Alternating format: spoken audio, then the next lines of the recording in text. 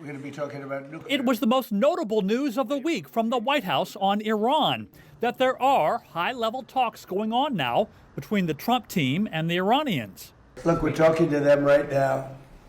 I think they're getting more and more serious as the days go by, for maybe the obvious reason. But we are talking to them right now. Earlier in the week, Donald Trump and Secretary of State Marco Rubio sounded exasperated with the Iranians, issuing threats of a head for an eye, warning of a massive new attack on Iran, and giving no indication that talks were happening. President Trump is still vaguely threatening that new attack, as he has many times before, but he's not suggesting what his tipping point might be. We're locked and loaded and ready to go, but we're talking to them, so I think while we're talking, we'll see what comes of it. Iran's foreign minister also took a more measured tone on Friday.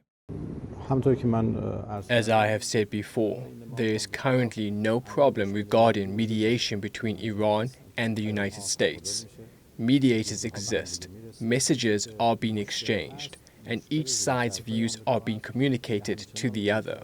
The real problem is the United States approach, which remains one of bullying and coercion. But some observers see Trump's tactics driven more by prices than by peace. Escalation leads to a counter-escalation by the Iranians, which then leads to oil prices going up and economic pressure that end up becoming a problem for Trump.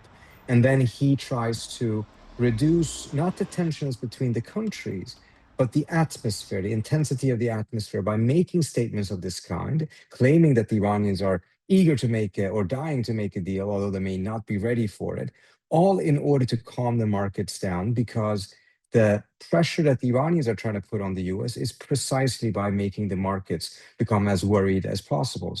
When Trump was asked whether his threat of a massive new attack on Iran would constitute a war crime, he simply said, "I won't respond to that."